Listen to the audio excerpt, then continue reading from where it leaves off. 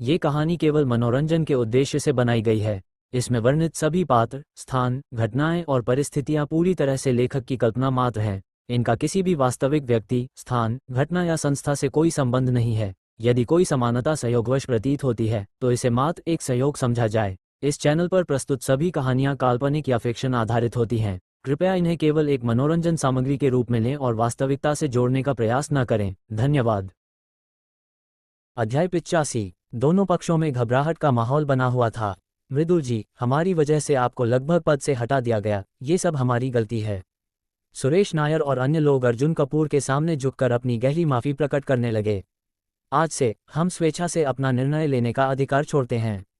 हम एक समझौते पर हस्ताक्षर कर रहे हैं जिससे हम अपनी पूरी निर्णय लेने की शक्ति मृदुल जी को सौंप रहे हैं। अब से हम मृदुल जी के नेतृत्व में काम करेंगे।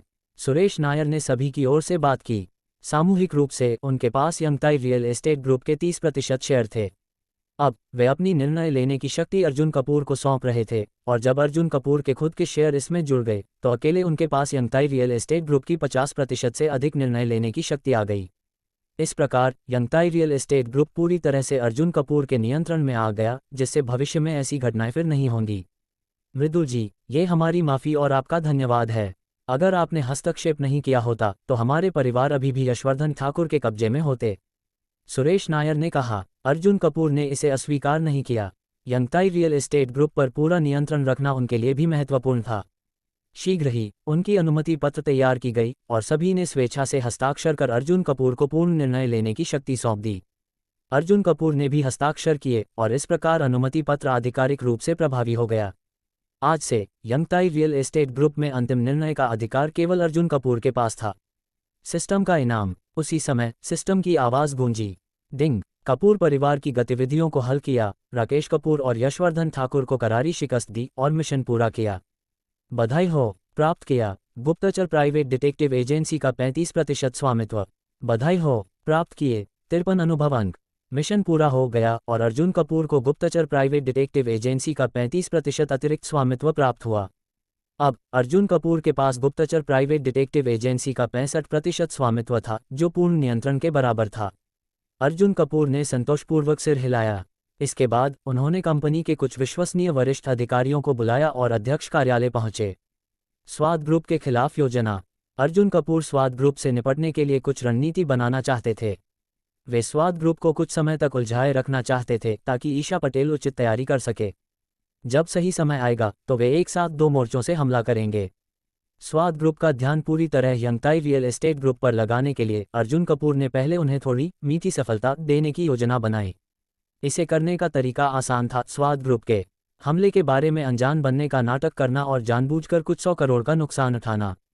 जब स्वाद ग्रुप को अपनी योजना सफल होती दिखेगी तो वे और अधिक आक्रामक हो जाएंगे। कुछ 100 करोड़ का नुकसान झेलकर स्वाद ग्रुप को इस जाल में फंसाना पूरी तरह से फायदेमंद था। आखिरकार यदि भविष्य में स्वाद ग्रुप पूरी तरह से बर्बाद हो जाता है तो अर्जुन कपूर को उससे जो लाभ मिलेगा वह कुछ 100 करोड़ से कहीं अधिक होगा।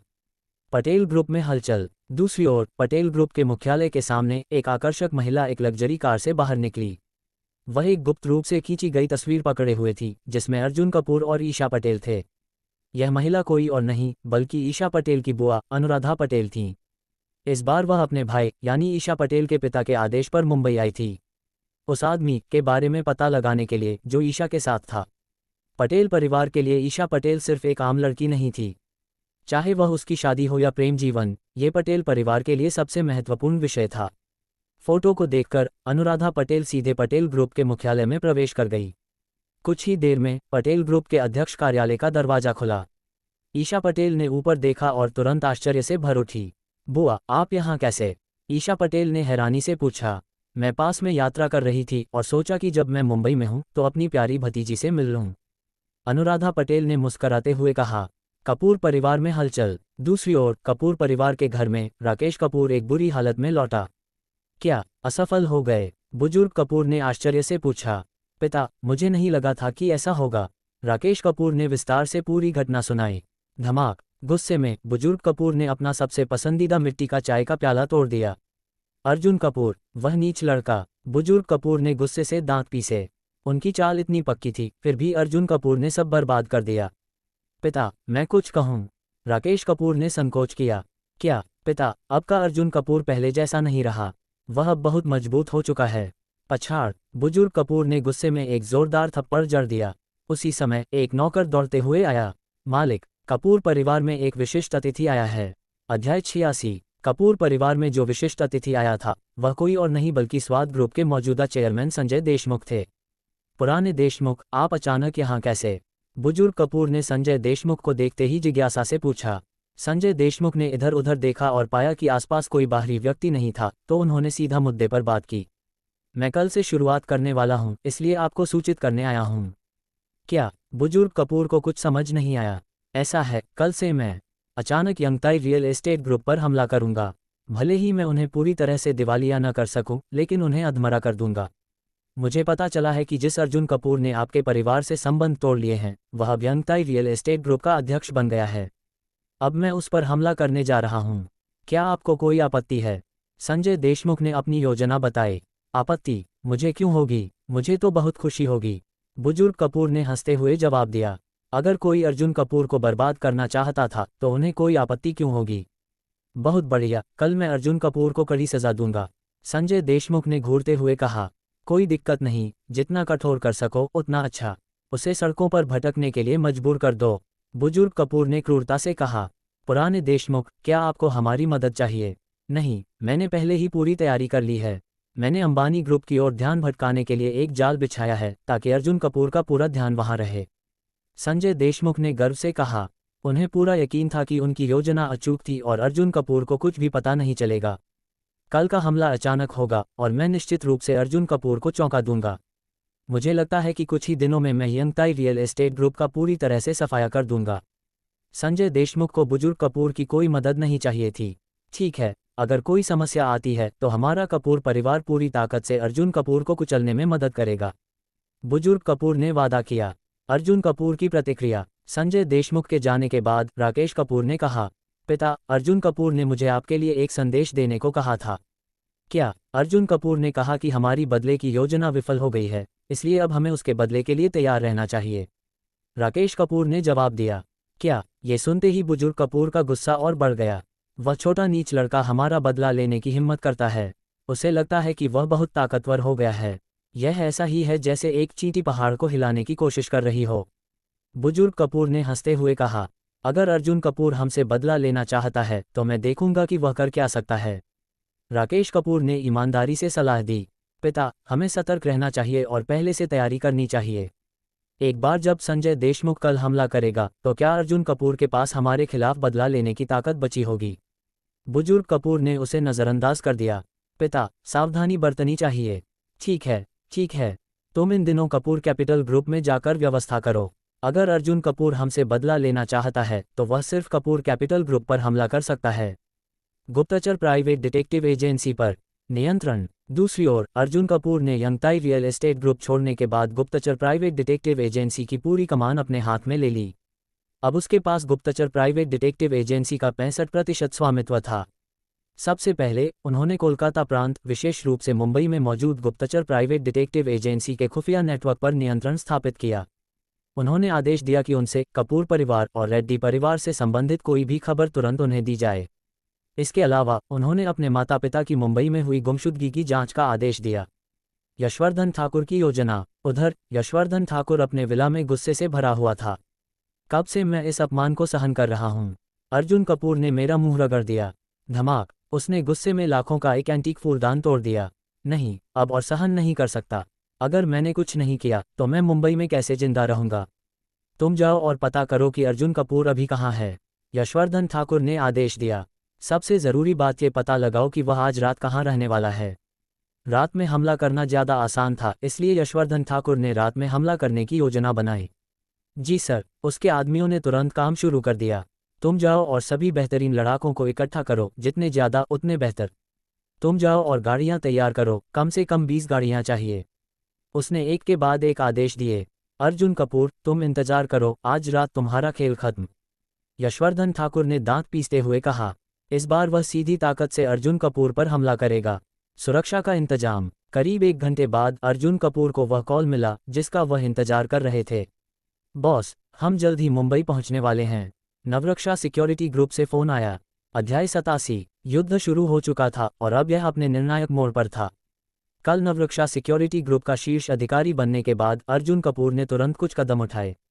उन्हें महसूस हुआ कि जैसे जैसे उनका कपूर परिवार से टकराव बढ़ता जा रहा है, वैसे वैसे उनके अन्य दुश्मन भी बढ़ रहे हैं। सुरक्षा सुनिश्चित करने के लिए अर्जुन कपूर ने नवरक्षा सिक्योरिटी ग्रुप की 2 सामान्य बॉडीगार्ड टीमें मुंबई में तैनात कर दीं। हालांकि नवरक्षा सिक्योरिटी ग्रुप की सामान्य टीमें भी किसी पेशेवर गुंडे या अन्य बॉडीगार्ड से कहीं अधिक सक्षम थीं। अंत में कुछ देर विचार करने के बाद उन्होंने नवरक्षा सिक्योरिटी ग्रुप की 3 विशेष टीमों में से एक को भी मुंबई बुलाने का फैसला किया। इस समय उनके पास ज़्यादा लोग नहीं थे, इसलिए एक विशेष टीम और 2 सामान्य बॉडीगार्ड टीमें बुलाने से न केवल सुरक्षा मजबूत होगी, बल्कि उन्हें आवश्यक मानव संसाधन भी मिलेंगे। हालांकि ये टीमें मुंबई से काफ़ी दूर थीं, इसलिए आने में कुछ समय लगेगा। जब आओ सीधे मेरी कोठी में आना। फ़ोन कॉल के दौरान अर्जुन कपूर ने निर्देश दिया। उन्होंने इन्हें अपनी कोठी में ठहराने का निर्णय लिया क्योंकि कोठी बड़ी थी और वहां पर्याप्त कमरे थे। लगभग 100 लोगों की इन टीमों के लिए यही सबसे उपयुक्त जगह थी। इसके बाद अर्जुन कपूर ने अपनी कोठी का स्थान उन्हें बताया। जी बॉस। फ़ोन पर जवाब देने वाला व्यक्ति एक सामान्य बॉडीगार्ड टीम का प्रमुख था। अगले 1-2 घंटे में दूसरी बॉडीगार्ड टीम और विशेष टीम के प्रमुख ने भी फ़ोन या संदेश भेजकर अर्जुन कपूर को सूचित किया कि वे जल्द ही मुंबई पहुंचेंगे। यशवर्धन ठाकुर की योजना। दूसरी ओर यशवर्धन ठाकुर के लोगों को आखिरकार पता चला कि अर्जुन कपूर कहाँ है। मालिक, हमने पता लगा लिया है कि अर्जुन कपूर इस समय अपनी कोठी में ही है। लगता है कि वह आज बाहर जाने वाला नहीं है। ओह, मुंबई के बाहरी इलाके में, कोठी में। ये सुनकर यशवर्धन ठाकुर की आंखों में चमक आ गई। ये तो और भी अच्छा है। अब हमें खुलेआम हमला करने में आसानी होगी। यशवर्धन ठाकुर हंसने लगा। ये कितना संयोग था। मुंबई के बाहरी इलाके में कम भीड़भाड़ वाले स्थान पर अर्जुन कपूर खुद रह रहा था। अब वह बिना किसी झंझट के हमला कर सकता था। अर्जुन कपूर भी कितना भला इंसान है। उसे पता है कि हम उसे मारने आ रहे हैं और फिर भी वह ऐसे एकांत स्थान पर रह रहा है। बहुत बढ़िया। आज रात मैं उसे सही सबक सिखाऊंगा। जैसे जैसे रात गहरी होती गई, करीब 7-8 बजे तक यशवर्धन ठाकुर ने 100 से अधिक गुंडे और 20 से अधिक गाड़ियों का इंतजाम कर लिया था। सिगार मुंह में दबाए यशवर्धन ठाकुर अपनी शानदार विला से बाहर निकला और अपने लोगों को देखा। चलो। यशवर्धन ठाकुर के आदेश पर पूरी टोली अर्जुन कपूर की कोठी की ओर रवाना हो गई। अर्जुन कपूर की चाल। जैसे ही यशवर्धन ठाकुर ने हमला शुरू किया, अर्जुन कपूर को तुरंत खबर मिल गई। इस समय वह अपनी कोठी में विनय चौधरी के साथ रात का खाना खा रहे थे। मोबाइल पर नजर डालते ही अर्जुन कपूर ने एक रहस्यमयी मुस्कान दी और विनय चौधरी की ओर देखा। भाई विनय, क्या तुम अपने अंडरग्राउंड प्रभाव क्षेत्र को बढ़ाना चाहते हो? क्या? विनय चौधरी ने हैरान होकर पूछा। बिल्कुल, ये तो मेरा सपना है, लेकिन बाकी अंडरग्राउंड बॉस को हराना इतना आसान नहीं है और मेरी ताकत भी ज़्यादा नहीं है। ठीक है, तो आज रात मैं तुम्हारे प्रभाव क्षेत्र को कम से कम 2 गुना कर दूंगा, अर्जुन कपूर ने आत्मविश्वास से कहा। वह पहले से जानता था कि यशवर्धन ठाकुर हमला करने वाला है। यही गुप्तचर प्राइवेट डिटेक्टिव एजेंसी के शक्तिशाली खुफिया नेटवर्क की ताकत थी। विनय चौधरी, जो खुद भी बेहद प्रभावशाली थे, को इस हमले की भनक तक नहीं लगी थी। अगर तुम सच में ऐसा कर सके तो मैं हमेशा के लिए तुम्हारा आदमी बन जाऊंगा। विनय चौधरी ने तुरंत अपना रुख साफ कर दिया। अंडरग्राउंड दुनिया में अपना प्रभाव क्षेत्र 2 गुना करना किसी सपने से कम नहीं था। तो फिर देखो मैं क्या करता हूँ, अर्जुन कपूर ने हल्की मुस्कान के साथ कहा। टकराव का समय। आधे घंटे बाद यशवर्धन ठाकुर की भारी भरकम टोली अर्जुन कपूर की कोठी के बाहर आ पहुंची। सभी गाड़ियों से लोग बाहर निकलने लगे। यशवर्धन ठाकुर अपने सिगरेट को चबाते हुए धीरे धीरे अर्जुन कपूर की कोठी के गेट के पास आया। उसके पीछे 100 से अधिक पेशेवर गुंडे खड़े थे। हमला करो भाइयों, अंदर घुसो और इस अर्जुन कपूर को खत्म कर दो, यशवर्धन ठाकुर ने गरजते हुए आदेश दिया। गेट खुलते ही सभी गुंडे अंदर घुसने लगे। असली खेल शुरू हुआ। बॉस विनय, अब तमाशा देखने का समय आ गया है। अर्जुन कपूर ने अपनी शराब का गिलास रखा और विनय चौधरी को छत पर चलने का इशारा किया। जैसे ही वे तीसरी मंजिल की छत पर पहुंचे, विनय चौधरी के होश उड़ गए। नीचे करीब 100 गुंडे तेजी से कोठी की ओर बढ़ रहे थे। बॉस अर्जुन, हमें भाग जाना चाहिए, विनय चौधरी ने अर्जुन कपूर को खींचने की कोशिश की। इतने सारे लोग और हमारे पास कोई बॉडीगार्ड भी नहीं है। लेकिन अर्जुन कपूर पूरी तरह से शांत खड़ा था। नहीं, बस तमाशा देखो, अर्जुन कपूर ने हल्के से कहा। बवंडर की शुरुआत। नीचे यशवर्धन ठाकुर ने ऊपर देखते हुए चिल्लाया। लड़के, तुम आज दिन में मुझे बाहर फेंकने पर गर्व महसूस कर रहे थे, है ना? अब देखो, मेरे भाइयों को देखकर तुम्हारी हिम्मत कहाँ है? अर्जुन कपूर मुस्कुराया और जवाब दिया। इतने कम लोगों में इतनी ज़्यादा आत्मविश्वास क्यों? कम, मेरे पास 100 से अधिक लोग हैं जो तुमसे निपटने के लिए काफ़ी हैं। यशवर्धन ठाकुर ने गर्व से कहा। ठीक है, अब तमाशा देखो। अर्जुन कपूर ने हाथ ताली बजाए। अगले ही पल कुछ ऐसा हुआ जिसे देखकर यशवर्धन ठाकुर दंग रह गया। अध्याय 88। दुश्मनों में घबराहट फैल चुकी थी। यशवर्धन ठाकुर के गुंडों के अंदर घुसने से पहले ही 30 से अधिक ताकतवर और खतरनाक दिखने वाले लोग बाहर आ चुके थे। सिर्फ सामने ही नहीं, बल्कि बाईं, दाईं और यहाँ तक कि पीछे से भी 20 से 30 और लोग उनके रास्ते में खड़े हो गए। पल भर में वे पूरी तरह घिर चुके थे। धमाक, एक जोरदार आवाज आई और अर्जुन कपूर की कोठी का मुख्य द्वार बाहर से लॉक कर दिया गया। सूर्यास्त से पहले नवरक्षा सिक्योरिटी ग्रुप की 2 सामान्य बॉडीगार्ड टीमें और एक विशेष टीम यहां पहुंच चुकी थीं। अर्जुन कपूर ने ये चाल पहले ही सोच रखी थी, दरवाज़ा बंद करके कुत्ते को पीटना। ये नज़ारा देखकर यशवर्धन ठाकुर और उसके गुंडे घबरा गए। ये कैसे हो सकता है? खासकर यशवर्धन ठाकुर, उसके चेहरे पर आश्चर्य के भाव थे। उसे लगा था कि वह अर्जुन कपूर को चौंका देगा, लेकिन यहाँ तो उल्टा, अर्जुन कपूर ने उसे ही जाल में फंसा लिया। अब समझ आया, जब उसने पहली बार देखा था अर्जुन कपूर की कोठी का दरवाज़ा पूरी तरह खुला हुआ था, जैसे उसे स्वागत करने के लिए। असल में ये सब अर्जुन कपूर की योजना थी। विनय चौधरी की हैरानी। ऊपर छत पर खड़े विनय चौधरी भी हैरान थे। मृदुल जी तो सच में अद्भुत हैं। अब उसे समझ आया कि अर्जुन कपूर इतना शांत क्यों था। उसने पहले से ही सब कुछ योजना के तहत कर रखा था। सच्चे रणनीतिकार वही होते हैं जो दूर बैठकर युद्ध जीतते हैं, और मृदुल जी ने ये कर दिखाया। यशवर्धन ठाकुर की गलतफहमी। यशवर्धन ठाकुर ने अपने आसपास देखा और अनुमान लगाया कि उसके चारों ओर करीब 110 से 120 लोग हैं। हालांकि यह उसके साथ आए गुंडों की संख्या से थोड़े ही अधिक थे। डरने की जरूरत नहीं है, हमारे लोग भी मजबूत हैं। उसने चिल्लाकर अपने आदमियों को हिम्मत दिलाने की कोशिश की। हा, अर्जुन कपूर, तुम कितने बेवकूफ़ हो। अगर तुम्हें मुझ पर घात लगाकर हमला करना था तो कम से कम 200-300 लोग बुलाते। इतने कम लोगों के साथ तुम्हें जीतने का भरोसा कैसे हो सकता है? अभी भी यह निश्चित नहीं है कि कौन जीतेगा। यशवर्धन ठाकुर की इस बेवजह की आत्मविश्वास भरी बात पर अर्जुन कपूर ने जवाब दिया। यशवर्धन ठाकुर, जीत का फैसला संख्या से नहीं बल्कि गुणवत्ता से होता है। उन्हें खत्म कर दो, अर्जुन कपूर ने आदेश दिया और नवरक्षा सिक्योरिटी ग्रुप के बॉडीगार्ड्स हमला करने के लिए आगे बढ़ गए। युद्ध का आरंभ। भाइयों, हमला करो। यशवर्धन ठाकुर ने भी अपने आदमियों को लड़ाई में उतार दिया। इन्हें मार डालो। गुंडे दौड़कर नवरक्षा सिक्योरिटी ग्रुप के बॉडीगार्ड से भिड़ गए। लेकिन यशवर्धन ठाकुर की तबाही। जैसे ही लड़ाई शुरू हुई, यशवर्धन ठाकुर की उम्मीदें चकनाचूर हो गईं। उसके प्रशिक्षित गुंडे सिर्फ कागज के पुतले साबित हुए। अर्जुन कपूर के बॉडीगार्ड्स ने सिर्फ कुछ ही वार में उनके सबसे अच्छे लड़ाकों को धूल चटा दी। खासकर आगे खड़े 30 विशेष सुरक्षाकर्मी किसी युद्ध देवता से कम नहीं लग रहे थे। उन्होंने एक ही वार में दुश्मनों को जमीन पर गिरा दिया। कुछ ही पलों में यशवर्धन ठाकुर के 1/3 लड़ाके जमीन पर कराह रहे थे। थोड़ी देर बाद 100 से अधिक गुंडे या तो जमीन पर पड़े थे या पूरी तरह हार मान चुके थे। यशवर्धन ठाकुर का चेहरा सफ़ेद पड़ गया। ये कैसे हो सकता है? ये नामुमकिन है। मेरे इतने मजबूत गुंडे इतनी आसानी से हार गए। यशवर्धन ठाकुर की बेइज्जती। अब यशवर्धन ठाकुर को पकड़कर अर्जुन कपूर के सामने घसीटा गया। अब भी लगता है कि मेरे पास पर्याप्त लोग नहीं थे, अर्जुन कपूर ने मुस्कराते हुए पूछा। मैं हार गया, लेकिन क्या मैं ये जान सकता हूँ कि मैंने हार कैसे खाए? आखिर ये लोग हैं कौन? वे इतने ताकतवर क्यों हैं? ये लोग नवरक्षा सिक्योरिटी ग्रुप के बॉडीगार्ड्स हैं। क्या नवरक्षा सिक्योरिटी ग्रुप? यशवर्धन ठाकुर पूरी तरह हिल गया। अब मैं समझा, यह हार तो तय थी। अंतिम अपमान। तुम्हारे साथ क्या किया जाए?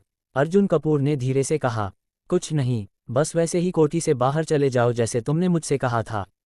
बिल्कुल असंभव। तो ठीक है, तुम्हें थोड़ी मदद चाहिए, उसे बाहर फेंको। जी सर। नवरक्षा सिक्योरिटी ग्रुप के बॉडीगार्ड्स ने यशवर्धन ठाकुर को घसीटा और उसे धक्का देकर लुढ़का दिया। उसकी कपड़े फट गए और शरीर पर चोटों के निशान पड़ गए। अब वह कोठी के गेट के बाहर पड़ा था, एक पराजित आदमी की तरह। विनय चौधरी का नया साम्राज्य। बॉस विनय, अब से यशवर्धन ठाकुर की पूरी जमीन तुम्हारी है, अर्जुन कपूर ने कहा। धन्यवाद मृदुल जी। विनय चौधरी ने घुटनों पर झुककर अर्जुन कपूर को सम्मान दिया। अब से मैं पूरी तरह से आपके साथ हूँ।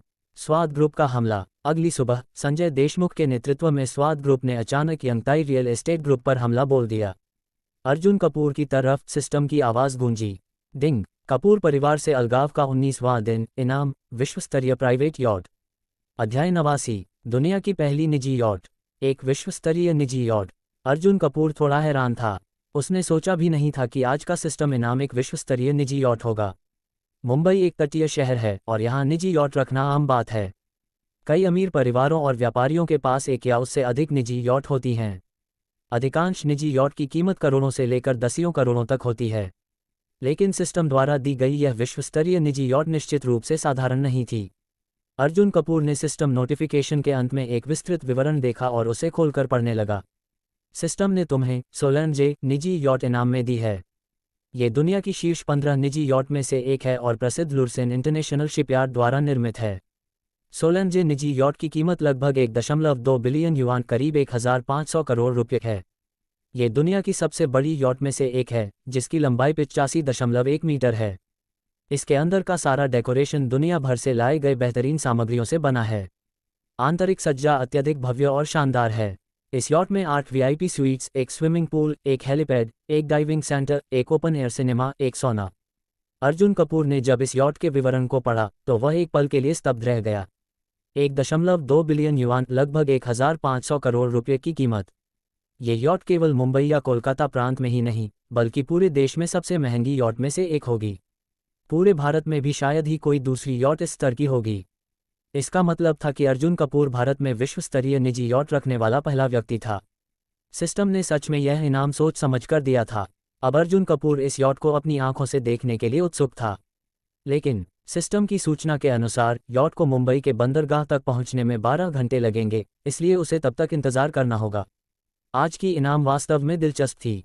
यह अर्जुन कपूर की पहली निजी यॉट थी और वह भी दुनिया की शीर्ष 15 में गिनी जाने वाली यॉट। संतोष के साथ अर्जुन कपूर अपनी दिनचर्या जारी रखता है। रात के खाने के बाद वह पाम मीडोज विला में अपने घर लौटने की योजना बनाता है। रास्ते में यंगताई रियल एस्टेट ग्रुप से एक सूचना आती है। स्वाद ग्रुप ने हम पर हमला कर दिया है। ठीक है, मेरे पहले से तैयार किए गए प्लान के अनुसार चलो। अर्जुन कपूर ने मुस्कराते हुए जवाब दिया। ये पहले से ही उसके अनुमान में था। चेयरमैन, हमने पहले ही घबराहट का नाटक किया है। अभी तक हमें 300-400 करोड़ का नुकसान हुआ है। बहुत अच्छा, मछली फंस चुकी है, अर्जुन कपूर ने कहा। स्वाद ग्रुप को फंसाने के लिए कुछ 100 करोड़ का नुकसान उठाना कोई घाटे का सौदा नहीं था। इसके अलावा उसने पहले ही स्वाद ग्रुप से 500 करोड़ निकाले थे। अगर वह 300-400 करोड़ को भी देता तब भी उसके पास 100 करोड़ का मुनाफा बचा रहता। इस समय अर्जुन कपूर सीधे पलटवार नहीं करेगा। वह चाहता था कि स्वाद ग्रुप अगले कुछ दिनों तक पूरी तरह यंगताई रियल एस्टेट ग्रुप पर ध्यान लगाए। जब ईशा पटेल का पटेल ग्रुप पूरी तरह तैयार हो जाएगा तो वे मिलकर स्वाद ग्रुप पर निर्णायक हमला करेंगे। अर्जुन कपूर का अनुमान था कि इस हफ्ते के अंत तक वह स्वाद ग्रुप को पूरी तरह तबाह कर देगा। दूसरी ओर संजय देशमुख स्वाद ग्रुप के मुख्यालय में बैठा अपनी टीम से रिपोर्ट सुन रहा था। चेयरमैन, हमने जैसे ही हमला शुरू किया यंगताई रियल एस्टेट ग्रुप को सैकड़ों करोड़ का नुकसान हुआ। ये सुनकर संजय देशमुख बहुत प्रसन्न हुआ। हा, वह नासमझ लड़का अर्जुन कपूर, क्या उसे पता भी है कि बिजनेस वॉर क्या होता है? सही कहा चेयरमैन, आपने जितना नमक खाया है वह लड़का उतनी दूरी तक चला भी नहीं होगा। उसने हमसे 500 करोड़ लिए। अब मैं उसे सही सबक सिखाऊंगा। बुजुर्ग कपूर ने अपने इस नालायक पोते को ठीक से नहीं संभाला तो अब मैं ही उसे संभालूंगा। आज दोपहर से यंगताई रियल एस्टेट ग्रुप पर पूरा हमला करो। मैं चाहता हूं कि यह कंपनी दिवालिया हो जाए। जी चेयरमैन। रात में जब अर्जुन कपूर अपनी कोठी पहुंचा तो उसने देखा कि पड़ोस में ईशा पटेल के घर के आंगन में सिर्फ दिया पटेल ही नहीं बल्कि एक और महिला भी थी। यह महिला मध्यम आयु की पर बेहद आकर्षक व्यक्तित्व वाली थी। अर्जुन कपूर ने उसे देखा और उसी समय वह महिला भी उसे देख चुकी थी। एक ही पल में महिला की आंखों में उत्साह चमक उठा। आखिरकार मिल गया वह युवक जिसका ईशा पटेल से गहरा संबंध है। यह महिला कोई और नहीं बल्कि अनुराधा पटेल थी, जो ईशा पटेल के पिता के आदेश पर मुंबई आई थी। जब उसने पहली बार अपनी भतीजी से मुलाकात की तो उसने चतुराई से अर्जुन कपूर के बारे में कोई सवाल नहीं किया था। उसे यकीन था कि अगर इस युवक का ईशा से गहरा रिश्ता है तो वह फिर जरूर दिखाई देगा। और आज वह बिल्कुल सही साबित हुई थी। अब मैं इस लड़के को और करीब से परखूंगी। बुआ, मैं आपको मिलवाना चाहती हूँ। यह मेरे सीनियर हैं और हमारे पड़ोसी भी, अर्जुन कपूर। दिया पटेल ने अनुराधा पटेल का परिचय कराया। नमस्ते छात्र अर्जुन, अनुराधा पटेल ने मुस्कराते हुए अभिवादन किया। नमस्ते अनुराधा जी, अर्जुन कपूर ने विनम्रता से जवाब दिया। क्या अर्जुन मुंबई के ही रहने वाले हैं? हाँ, अर्जुन कपूर ने सिर हिलाया। मुंबई के? यह अच्छा नहीं है। अनुराधा पटेल के मन में संदेह उत्पन्न हुआ। मुंबई जैसे शहर से आने वाला व्यक्ति पटेल परिवार के लिए उपयुक्त नहीं हो सकता। अगर वह ईशा पटेल का जीवनसाथी बनना चाहता है तो उसे कड़ी परीक्षाओं से गुजरना होगा। अचानक अनुराधा पटेल ने अर्जुन कपूर से एक अजीब अनुरोध किया। क्या मैं तुम्हारी कोठी देख सकती हूँ? अर्जुन कपूर मुस्कुराया। बिल्कुल, आइए अंदर। और जैसे ही अनुराधा पटेल अंदर पहुंची, एक चीज ने उसकी पूरी सोच बदल दी। चैप्टर 90। बुजुर्ग बहुत खुश थे। ये चीज और कोई नहीं बल्कि वह शीर्ष प्राचीन वस्तु थी जिसे अर्जुन कपूर को सिस्टम से इनाम में मिला था, रूभट्टी आसमानी नीला चमकदार सूरजमुखी वॉश बेसिन। अनुराधा पटेल को प्राचीन वस्तुओं में ज्यादा दिलचस्पी नहीं थी, लेकिन उनके पिता पटेल परिवार के मुखिया बुजुर्ग पटेल को इन चीजों का इतना शौक था कि वे उनके दीवाने थे। अपने पिता को खुश करने के लिए अनुराधा पटेल ने खुद को मजबूर किया कि वे विभिन्न प्राचीन वस्तुओं का अध्ययन करें। लेकिन जब उन्होंने अर्जुन कपूर के घर में रूभट्टी आसमानी नीला चमकदार सूरजमुखी वॉश बेसिन देखा तो वह अपनी आंखों पर विश्वास नहीं कर सकी। पिछले साल अपने पिता के जन्मदिन पर अनुराधा पटेल ने उन्हें एक रूभट्टी की कृति उपहार में देने के लिए बहुत कोशिश की थी, लेकिन ऐसी दुर्लभ वस्तुएं आसानी से नहीं मिलतीं। उन्होंने बहुत पैसा खर्च किया, फिर भी वे इसे खरीदने में असफल रहीं। और अब आज मुंबई जैसे एक छोटे शहर में इस लड़के के घर में, जिसका ईशा पटेल से खास रिश्ता था, रूभट्टी की एक बेशकीमती कृति दिखाई दी। अनुराधा पटेल खुद को रोक नहीं पाईं। वह अचानक खड़ी हो गईं और शीशे के कवर में रखे उस प्राचीन वॉश बेसिन के पास चली गईं। उन्होंने ध्यान से निरीक्षण किया और उन्हें ये बिल्कुल असली लगने लगा। क्या हुआ? अर्जुन कपूर ने जिज्ञासापूर्वक पूछा। अर्जुन, क्या ये रूभट्टी आसमानी नीला चमकदार सूरजमुखी वॉश बेसिन असली है? अनुराधा पटेल ने उत्सुकता से पूछा। हाँ, अर्जुन कपूर ने सिर हिलाया। सिस्टम ने उन्हें अब तक कई अनमोल चीजें दी थीं, यहाँ तक कि पाटेक फिलिप कंपनी के शेयर भी। तो ये प्राचीन वॉश बेसिन नकली कैसे हो सकता था? गुल्प। अनुराधा पटेल ने जलन भरी निगाहों से देखा और मन ही मन अर्जुन कपूर के बारे में अपनी राय बदल ली। अब वह समझ रही थी कि यह लड़का उतना साधारण नहीं था। अगर यह रूभट्टी किसी और के पास होती तो वह इसे खरीदने की कोशिश करती, लेकिन अब क्योंकि वह ईशा पटेल की बुआ थी, उनसे मांगना उन्हें अजीब लग रहा था। वैसे अर्जुन, तुम्हारी और ईशा की मुलाकात कैसे हुई? अनुराधा पटेल ने फिर से बैठते हुए सहजता से पूछा। ओह, जिस वित्तीय बिल्डिंग में ईशा की कंपनी स्थित है वह मेरी संपत्ति है, अर्जुन कपूर ने हल्के से जवाब दिया। ईशा। अनुराधा पटेल ने तुरंत ध्यान दिया कि अर्जुन कपूर ने ईशा पटेल को ईशा कहकर पुकारा। ये नाम कुछ ज्यादा ही घनिष्ठ था। सामान्य तौर पर केवल परिवार के लोग ही ईशा पटेल को इस नाम से बुलाते थे। अगर कोई बाहरी व्यक्ति, खासकर कोई पुरुष, ईशा पटेल को ऐसे बुलाता तो वह नाराज हो जाती। लेकिन अब अर्जुन कपूर ने बड़ी सहजता से ईशा कहा और ईशा ने इसे स्वीकार भी कर लिया था। कुछ तो गड़बड़ है। अब अनुराधा पटेल को यकीन हो गया था कि अर्जुन कपूर और ईशा पटेल के बीच साधारण दोस्ती से ज्यादा कुछ है। इसी समय अर्जुन कपूर का फोन बजा। जब उन्होंने फोन उठाया तो पता चला कि उनकी निजी यॉट सोलन जे मुंबई के बंदरगाह पर पहुंच चुकी थी और उन्हें जाकर उसे स्वीकार करना था। ठीक है, मैं अभी आता हूं, अर्जुन कपूर ने जवाब दिया। सीनियर अर्जुन, क्या हुआ? दया पटेल ने उत्सुकता से पूछा। ओह, मैंने एक छोटी यॉट खरीदी थी और वह अभी अभी डिलीवर हुई है। मुझे जाकर साइन करना होगा। अनुराधा जी, क्या आप भी चलना चाहेंगी? अर्जुन कपूर ने औपचारिक रूप से पूछा, लेकिन यह एक शिष्टाचार भरा संकेत था कि अब समय हो गया है कि वे चली जाएं। बिल्कुल, अनुराधा पटेल तुरंत तैयार हो गईं। यॉट से भी किसी व्यक्ति की आर्थिक स्थिति का अंदाजा लगाया जा सकता है। ओह, अर्जुन कपूर थोड़ा चौंक गया। आमतौर पर लोग संकेत समझ जाते थे और मना कर देते थे, लेकिन ईशा पटेल की बुआ ने तो तुरंत हाँ कर दी। खैर, अब जब जाना ही है तो दिया पटेल और अनुराधा पटेल को साथ ले जाने में कोई दिक्कत नहीं। रास्ते में अनुराधा पटेल अनुमान लगाने लगीं। देखते हैं अर्जुन कपूर की यॉट कितनी महंगी होगी। अगर यॉट 10-20 करोड़ की होगी तो इसका मतलब होगा कि अर्जुन कपूर बस एक आम अमीर व्यक्ति है। अगर यॉट 40-50 करोड़ की हुई तो इसका मतलब होगा कि उसकी संपत्ति औसत से बेहतर है और वह किसी तरह पटेल परिवार के लिए योग्य हो सकता है। लेकिन अगर यॉट की कीमत सैकड़ों करोड़ों में हुई तो? आधे घंटे बाद वे बंदरगाह पर पहुंचे। जैसे ही वे गाड़ी से उतरे, दिया पटेल और अनुराधा पटेल ने एक विस्मयकारी नज़ारा देखा। सामान्य यॉट्स की लंबाई 10-20 मीटर होती है, लेकिन इन सभी छोटी यॉट्स के बीच लगभग 100 मीटर लंबी एक विशाल यॉट खड़ी थी। यह इतनी बड़ी और शानदार थी कि पूरे बंदरगाह में सबसे अधिक ध्यान आकर्षित कर रही थी। यहाँ तक कि पटेल परिवार की निजी यॉट भी इस यॉट के सामने छोटी लग रही थी। मुंबई जैसे छोटे शहर में इतनी बड़ी यॉट, ये किस अरबपति की है? एक अजीब विचार ने अनुराधा पटेल के दिमाग में दस्तक दी। नहीं नहीं, ये यॉट अर्जुन कपूर की नहीं हो सकती। उसने खुद कहा था कि उसने एक छोटी यॉट खरीदी है, लेकिन ये यॉट तो बहुत बड़ी है। नहीं, ये संभव नहीं है। चलो मेरी छोटी यॉट को देख लेते हैं। अर्जुन कपूर आगे बढ़ा। दया पटेल और अनुराधा पटेल भी शंका और उत्सुकता के साथ उसके पीछे चल पड़ीं। जैसे ही वे उस विशाल यॉट के करीब पहुंचे, वहां स्टाफ पहले से इंतजार कर रहा था। क्या आप अर्जुन कपूर हैं, मिस्टर अर्जुन? स्टाफ ने पूछा। हाँ, अर्जुन कपूर ने सिर हिलाया। नमस्ते मिस्टर अर्जुन, यह आपकी सोलंजे निजी यॉट है, कृपया यहाँ साइन करें। ये सुनते ही अनुराधा पटेल के होश उड़ गए। क्या? चैप्टर 91। बड़े आदमी को झटका लगा। अनुराधा पटेल हैरान थीं। उनका अभी अभी किया गया साहसी अनुमान सही निकला। यह विशाल जहाज वही छोटी यॉट थी जिसे अर्जुन कपूर ने खरीदा था। छोटी? ये कहाँ से छोटी दिख रही थी? और इस भारी भरकम जहाज की कीमत कितनी होगी? अनुराधा पटेल कुछ समय के लिए इसका अंदाज़ा भी नहीं लगा सकीं। अर्जुन कपूर ने दस्तावेज लिया और अपना नाम साइन कर दिया। इसके बाद स्टाफ ने सोलंजे निजी यॉट के सभी दस्तावेज अर्जुन कपूर को सौंपे और वहां से चले गए। अब सिर्फ 3 लोग रह गए थे, अर्जुन कपूर, अनुराधा पटेल और दया पटेल। अर्जुन, ये सच में तुम्हारी निजी यॉट है? अब भी अनुराधा पटेल को विश्वास नहीं हो रहा था। हाँ, अर्जुन कपूर ने हाथ में दस्तावेज लहराते हुए सहजता से जवाब दिया।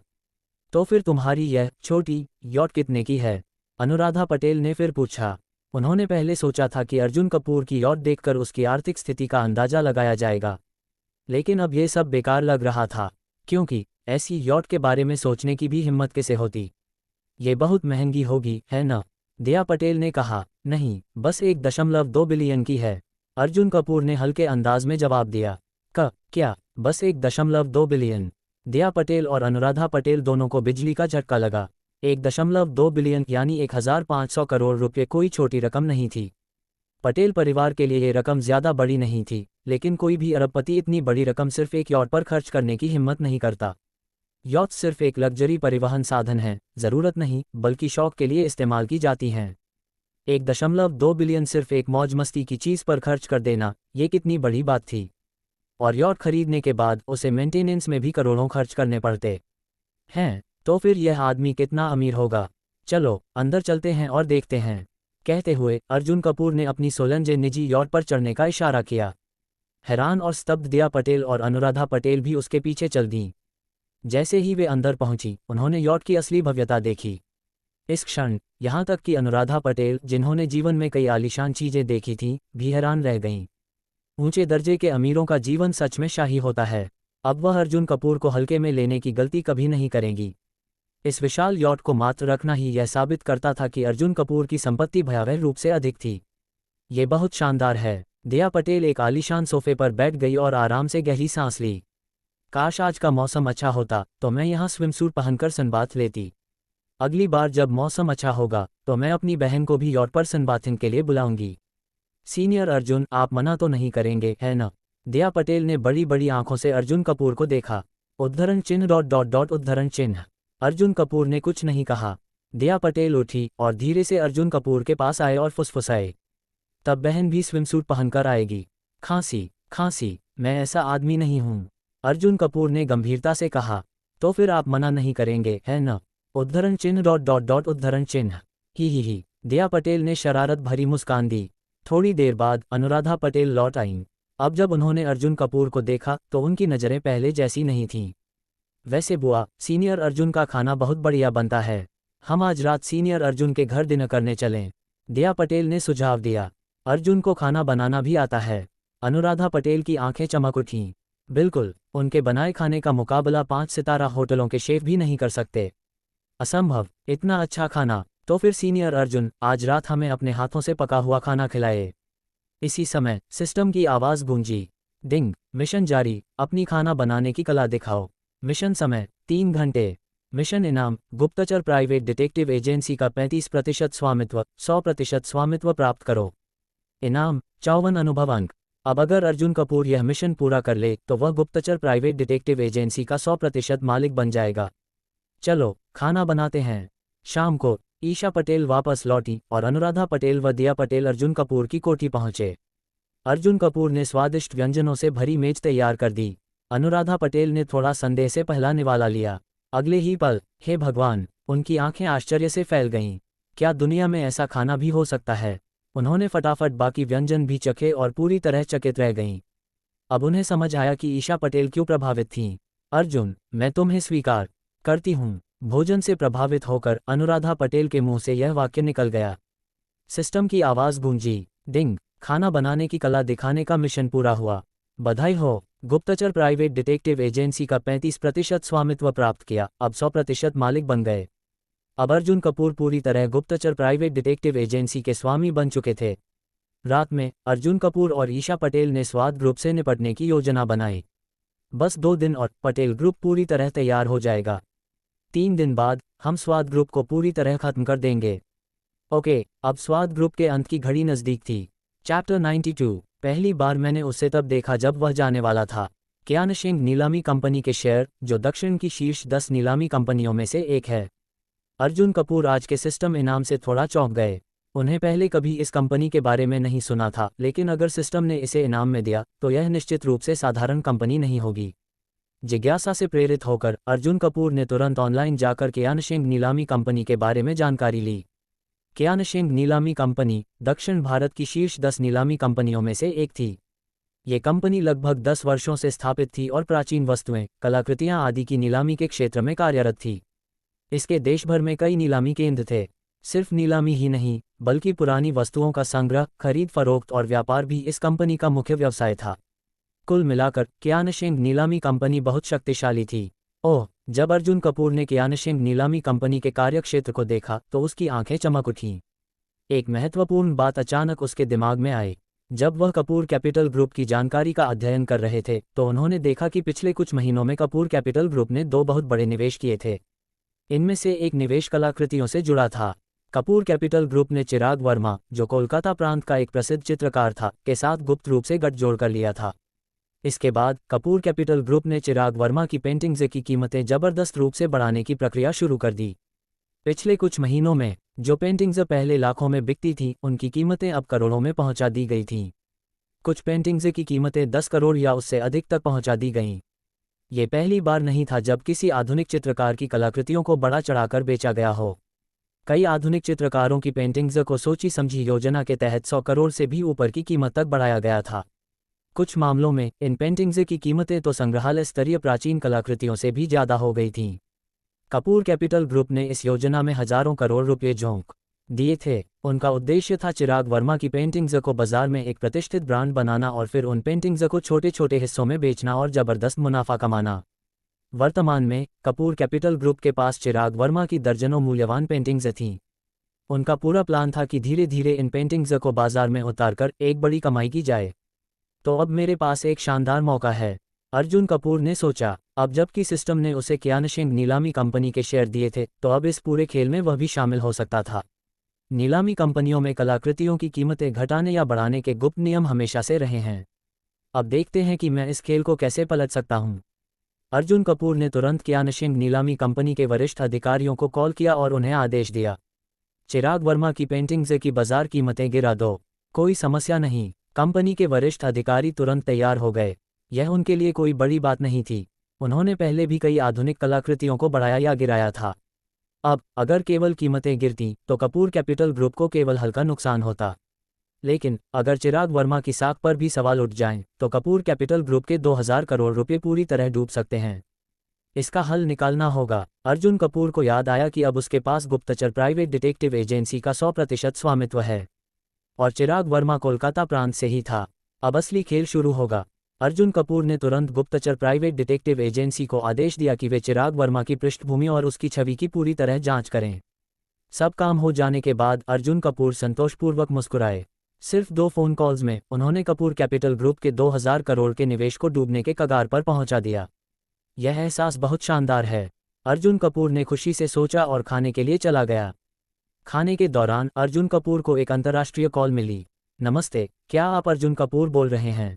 मैं मारिक एडेलाइड पाटेक फिलिप कंपनी का प्रतिनिधि हूं। आज दोपहर मैं मुंबई पहुंच रहा हूं। क्या आप मुझे मिलने का स्थान बता सकते हैं? पाटेक फिलिप का प्रतिनिधि। अर्जुन कपूर की आंखें चमक उठीं। उन्होंने कई दिनों से इस कॉल का इंतजार किया था। अब जब पाटेक फिलिप की डील फाइनल होनी थी तो वह इस अवसर के लिए बहुत उत्साहित थे। हम मुंबई के सुगंधा टॉवर रेस्तरां में मिलते हैं। जब आप पहुंचेंगे तो मैं किसी को लेने भेज दूंगा। ठीक है, श्री अर्जुन। दूसरी ओर पटेल ग्रुप में अनुराधा पटेल ने एक बार फिर ईशा पटेल से मुलाकात की। ईशा, तुम्हें समझ आ गया होगा कि मैं अचानक मुंबई क्यों आई। जी बुआ, ईशा पटेल ने हल्का सिर हिलाया। सच कहूँ तो कल की मुलाकात के बाद मैं अर्जुन से बहुत प्रभावित हूँ। मुझे लगता है कि वह हमारे परिवार का दामाद बनने के लायक है। ईशा पटेल चौंक गईं। उन्हें लगा था कि उनकी बुआ उन्हें रोकने आई हैं, लेकिन अब बात कुछ और ही निकली। लेकिन अगर मैं तुम्हारे पापा से अर्जुन कपूर के बारे में बात करूंगी तो शायद इसका उल्टा असर हो। उन्होंने कभी अर्जुन को देखा नहीं है। अगर उन्हें सिर्फ यही पता चले कि अर्जुन ने 1000 करोड़ की यॉट खरीदी है तो वे उसे एक बिगड़ैल अमीर समझेंगे। तो ईशा, अर्जुन की कोई शक्तिशाली पहचान बताओ जिससे तुम्हारे पापा को प्रभावित किया जा सके। ईशा पटेल सोच में पड़ गईं। अगर कोई प्रभावशाली पहचान नहीं मिली तो बड़ी दिक्कत हो सकती है। चलो, मैं आज रात फिर अर्जुन के घर जाऊंगी और कुछ नया जानने की कोशिश करूंगी। चैप्टर 93। बुजुर्ग बहुत खुश थे। दोपहर के समय अर्जुन कपूर सुगंधा टॉवर के पहले मंजिल पर बैठे हुए थे, चाय की चुस्कियां लेते हुए पाटेक फिलिप के प्रतिनिधि का इंतजार कर रहे थे। कुछ ही मिनटों बाद एक अधेड़ उम्र का व्यक्ति सुगंधा टॉवर में दाखिल हुआ। श्री अर्जुन। वह आदमी स्पष्ट रूप से अर्जुन कपूर को पहचानता था और शीघ्रता से उनके पास आकर उनका अभिवादन किया। आप कौन हैं? अर्जुन कपूर ने उसे नहीं पहचाना। श्री अर्जुन, मैं हेमंत भाटिया हूँ, यशवंत ग्रुप का मालिक। हम पहले मिल चुके हैं। उस अधेड़ उम्र के व्यक्ति ने शिष्टता से जवाब दिया। ओह श्री भाटिया, नमस्ते। अब अर्जुन कपूर को हल्की पहचान हुई कि शायद वे किसी व्यावसायिक सभा में मिले होंगे। इसी दौरान कुछ और मेहमान सुगंधा टॉवर में दाखिल हुए। इन मेहमानों में एक शख्स को अर्जुन कपूर पहले से जानते थे। ये राकेश राजपूत था, मुंबई के अमीर कियानशिंग परिवार का उत्तराधिकारी। राकेश राजपूत ईशा पटेल के प्रेमियों में से एक था। एक पार्टी में उसने ईशा पटेल का पुरुष साथी बनने की कोशिश की थी, लेकिन ईशा ने उसे साफ मना कर दिया था। उस पार्टी में ईशा ने अर्जुन कपूर का हाथ थाम लिया था, जिससे राकेश राजपूत बुरी तरह जल उठा था। अब जब उसने अर्जुन कपूर को फिर से देखा तो उसके चेहरे पर खटास साफ झलक रही थी। राकेश राजपूत का चेहरा सहज नहीं था। पिछली घटना की वजह से वह अब भी अर्जुन कपूर से नफरत करता था। राकेश भाई, ये कौन है? उसके साथ आए गंजे अमीर आदमी ने जिज्ञासा से पूछा। अरे, ये तो बस एक निकम्मा लड़का है जो दूसरों की दौलत पर ऐश करता है। राकेश राजपूत ने मजाक उड़ाते हुए जवाब दिया। राकेश जी, श्री अर्जुन कोई साधारण व्यक्ति नहीं है। वह यंगताई रियल एस्टेट ग्रुप के अध्यक्ष हैं। हेमंत भाटिया ने बीच में बोलते हुए कहा। क्या, यंगताई रियल एस्टेट ग्रुप का अध्यक्ष? सभी लोग हैरान रह गए। नामुमकिन। राकेश राजपूत भी चौंक गया और उसके चेहरे पर असहजता आ गई। उसे लगा था कि अर्जुन कपूर सिर्फ एक आम आदमी है, लेकिन अब पता चला कि वह एक बड़ी कंपनी का अध्यक्ष था। भले ही यह यंगताई रियल एस्टेट ग्रुप का अध्यक्ष हो, लेकिन मेरे लिए यह कोई खास बात नहीं है। मैं तो अभी कोलकाता प्रांत के सबसे बड़े व्यवसायी हेमंत भाटिया से मिलने जा रहा हूँ। हमारे और उनके बीच का व्यापार इतना बड़ा है कि यंगताई रियल एस्टेट ग्रुप उस पर नज़र भी नहीं डाल सकता। वाह वाह, राकेश भाई तो असली बिजनेस आइकन हैं। उसके साथ ही उसकी खूब चापलूसी करने लगे। मुंबई में भला कौन उनकी बराबरी कर सकता है? राकेश भाई इस पीढ़ी के सबसे होनहार युवा हैं। हेमंत भाटिया का आगमन। बातें चल ही रही थीं कि सुगंधा टॉवर के दरवाजे पर एक चमचमाती रोल्स रॉयस घोस्ट आकर रुकी। इसके बाद एक गरिमा में सज्जन अंदर आए। ये हेमंत भाटिया थे, कोलकाता प्रांत के सबसे बड़े व्यापारियों में से एक। श्री भाटिया, आप आ गए। नमस्ते श्री भाटिया। राकेश राजपूत ने झट से आगे बढ़कर उनका स्वागत किया। नमस्ते। हेमंत भाटिया ने हल्का सिर हिलाया। बाकी लोग भी उनसे मिलने आगे आए। राकेश राजपूत ने इस मौके का पूरा फायदा उठाते हुए अर्जुन कपूर की ओर घमंडी नज़रों से देखा। देख लिया, तुम और मैं एक ही स्तर पर नहीं हैं। तुम बस यंगताई रियल एस्टेट ग्रुप के अध्यक्ष हो, लेकिन मैं हेमंत भाटिया जैसे लोगों के साथ व्यापार करता हूँ। तुम्हारी हैसियत मेरी बराबरी करने की नहीं है। राकेश राजपूत ने धीरे से अर्जुन कपूर के पास जाकर गर्व से फुसफुसाया। अगर मैं तुम्हारी जगह होता तो खुद को समझता और ईशा पटेल से दूर हो जाता। केवल अमीर और ऊंची हैसियत वाले लोगों को ही ईशा पटेल से रिश्ता जोड़ने का हक है। तुम उसके लायक नहीं हो। अर्जुन कपूर का जवाब। हा। अर्जुन कपूर हंस पड़े। अगर मैं तुम्हारी जगह होता तो जाकर आईने में देखता और समझता कि कुएं के मेढक को दुनिया कितनी बड़ी लगती है। तुम क्या बोले? राकेश राजपूत गुस्से से आग बबूला हो गया। पाटेक फिलिप प्रतिनिधियों का आगमन। इसी बीच सुगंधा टॉवर के दरवाजे फिर से खुले। कुछ विदेशी प्रतिनिधि अंदर आए। उनके साथ नवरक्षा सिक्योरिटी ग्रुप के 2 बॉडीगार्ड थे। बॉस, पाटेक फिलिप कंपनी के प्रतिनिधि श्री मारिक एडेलाइड आ गए हैं। ये सुनते ही पूरा माहौल थमसा गया। पाटेक फिलिप, ये लोग पाटेक फिलिप के प्रतिनिधि हैं। अब पूरे चाय घर का ध्यान इन विदेशी प्रतिनिधियों की ओर चला गया। पूर्ण स्तब्धता। यह क्या हो रहा है? राकेश राजपूत, हेमंत भाटिया और अन्य लोग पूरी तरह चौंक गए। पाटेक फिलिप का सम्मान। ये हमारे अध्यक्ष श्री अर्जुन हैं। नवरक्षा सिक्योरिटी ग्रुप के बॉडीगार्ड ने पाटेक फिलिप के लोगों को परिचय दिया। नमस्ते श्री अर्जुन, मारिक एडेलाइड ने बेहद सम्मानजनक अंदाज में हाथ मिलाया। पाटेक फिलिप के प्रतिनिधि अर्जुन कपूर को इतना सम्मान क्यों दे रहे हैं? अर्जुन कपूर कौन है? अब राकेश राजपूत और हेमंत भाटिया पूरी तरह स्तब्ध थे। इसके बाद अर्जुन कपूर और पाटेक फिलिप के लोग दूसरे मंजिल पर गए और बातचीत करने लगे। नीचे सभी लोग सन्नाटे में थे। श्री भाटिया, क्या हम भी अंदर जाएं? नहीं, हम यहीं रुकेंगे, हेमंत भाटिया ने सख्ती से कहा। अब वह अर्जुन कपूर के बारे में और अधिक जानने के लिए उत्सुक थे। शेयरधारक बनने की प्रक्रिया पूरी। बातचीत के दौरान अर्जुन कपूर ने पाटेक फिलिप के 4% शेयर अधिकृत रूप से प्राप्त कर लिए। अब वह पाटेक फिलिप के शेयरधारकों में शामिल हो चुके थे। चैप्टर 94। दोनों इतने हैरान थे कि उन्हें एक दूसरे का सामना करना पड़ा। राकेश राजपूत और बाकी अमीरजादों की आश्चर्य से भरी निगाहों के सामने हेमंत भाटिया सीधे अर्जुन कपूर के पास आए और फ्लैटरी से भरे स्वर में अभिवादन किया। नमस्ते श्री अर्जुन, मैं हेमंत भाटिया हूं, आपसे मिलकर बहुत खुशी हुई। हेमंत भाटिया ने सोचा कि अगर पाटेक फिलिप के प्रतिनिधि भी अर्जुन कपूर का इतना सम्मान कर रहे हैं तो उनका अर्जुन को खुश करना तो बनता ही है। लेकिन यह नज़ारा राकेश राजपूत और मुंबई के अन्य अमीरजादों के लिए किसी भूकंप से कम नहीं था। उनकी नज़रों में हेमंत भाटिया पहले से ही एक बहुत बड़े व्यापारी थे जिनसे मिलना भी एक सौभाग्य माना जाता था। लेकिन अब वही बड़े व्यापारी इस युवा के सामने इतना झुक रहे थे। क्या ये तर्कसंगत था? ओह नमस्ते। हेमंत भाटिया को इतना विनम्र देखकर अर्जुन कपूर ने भी शिष्टतापूर्वक जवाब दिया। हेमंत भाटिया का बिजनेस कार्ड, यह मेरा विजिटिंग कार्ड है।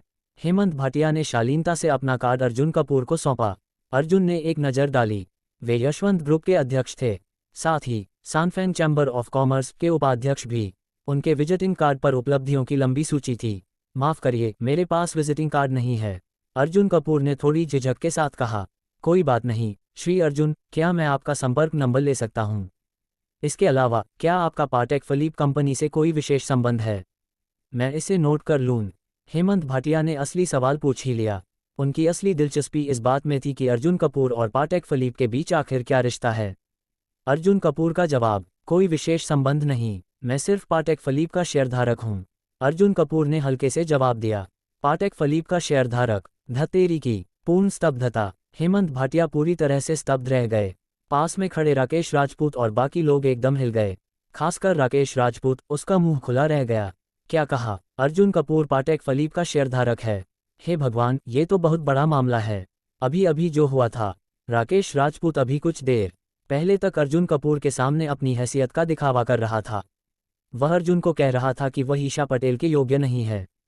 लेकिन अब सच तो ये था कि वह खुद ही एक कुएं के मेढक जैसा था। नजरें झुक गईं। कुछ देर पहले तक जो व्यक्ति खुद को महान समझ रहा था, अब उसने नजरें झुका लीं। हेमंत भाटिया का सम्मान। श्री अर्जुन, आप वास्तव में बहुत प्रतिभाशाली और प्रभावशाली हैं, हेमंत भाटिया ने संकोचपूर्वक कहा। अब तक जो मुंबई के अमीर लोग राकेश राजपूत की चापलूसी कर रहे थे, वे अब अर्जुन कपूर को खुश करने की कोशिश कर रहे थे। लेकिन अर्जुन कपूर ने उन्हें नज़रअंदाज कर दिया। अब पाटेक फिलिप के शेयर अर्जुन कपूर के पास थे। अर्जुन कपूर ने वहां से जाने का बहाना बना लिया और निकल गए।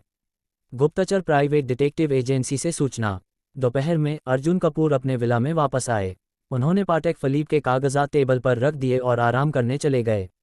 तभी फोन बजा। गुप्तचर प्राइवेट डिटेक्टिव एजेंसी की तरफ से एक मैसेज आया। बॉस, हमने चिराग वर्मा से जुड़ी एक बहुत ही विस्फोटक खबर खोज निकाली है। अगर यह खबर फैलाई गई तो चिराग वर्मा का पूरा नाम मिट्टी में मिल जाएगा। उसकी सारी पेंटिंग्स की कीमत शून्य हो जाएगी। अर्जुन कपूर चौकन्ने हो गए। ओह, कौन सी खबर? हमारे लोगों ने 60 वर्षीय चिराग वर्मा की तस्वीरें ली हैं। वह एक 20 साल की युवती के साथ होटल में था। होटल में एक 20 साल की लड़की। अर्जुन कपूर चौंक गए। लेकिन ये तो बस एक स्कैंडल है। इससे उसकी साख को थोड़ा धक्का लगेगा, लेकिन पूरी तरह बर्बाद नहीं होगा। बॉस, असली खबर तो अभी बाकी है। हमने उस 20 साल की युवती की पहचान की जांच की, और जब हमने उसकी असली पहचान देखी तो हम खुद ही चौंक गए। ओह, कौन है वह? बॉस, वह लड़की कोई और नहीं बल्कि चिराग वर्मा के पोते की मंगेतर है। क्या? अर्जुन कपूर एकदम हिल गए। ये आदमी तो कमाल का है। अब चिराग वर्मा पूरी तरह बर्बाद हो जाएगा। अब इस खबर के बाहर आते ही उसकी पेंटिंग्स की कीमत शून्य हो जाएगी। अब कपूर कैपिटल ग्रुप को अरबों का नुकसान होगा। तुरंत ये खबर लीक कर दो, सभी सबूत सार्वजनिक कर दो, और हॉट सर्च भी खरीदो। समझ गए बॉस? कपूर कैपिटल ग्रुप में तबाही। उधर जयंत कपूर अपने ऑफिस में था। सर, चिराग वर्मा की पेंटिंग्स की कीमत 40-50 करोड़ तक पहुंच चुकी है। जल्द ही हम इससे अरबों की कमाई कर लेंगे। नहीं, हमें इसे और ऊपर ले जाना होगा। मेरा लक्ष्य हर पेंटिंग की कीमत 70-80 करोड़ या 100 करोड़ करना है। 300 करोड़ और लगाओ और प्रचार बढ़ाओ।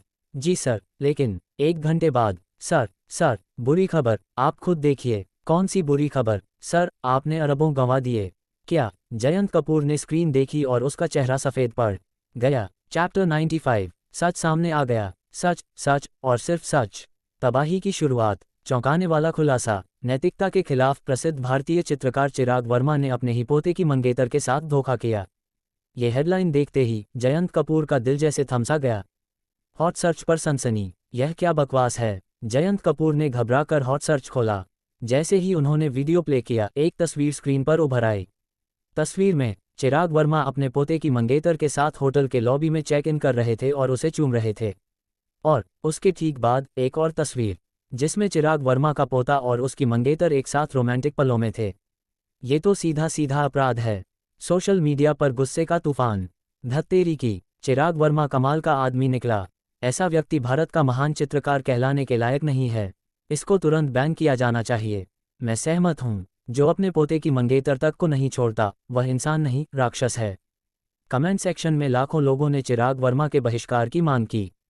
जयंत कपूर की घबराहट। ये क्या हो रहा है? जल्दी से बताओ। जयंत कपूर ने अपने प्रबंधकों से जवाब मांगा। सर, हमें खुद नहीं पता। 1 घंटे पहले ये खबर अचानक हर बड़े न्यूज़ प्लेटफॉर्म और वीडियो साइट पर आ गई। अब ये हॉट सर्च में भी ट्रेंड कर रही है। जयंत कपूर के माथे पर पसीना आ गया। अभी यह खबर बस ट्रेंडिंग में है, लेकिन अगर यह और ज़्यादा फैल गई तो ये हमारे लिए विनाशकारी साबित होगी। पीआर टीम को आदेश। तुरंत पीआर टीम से कहो कि इस खबर को दबाने के लिए हर संभव कोशिश करें।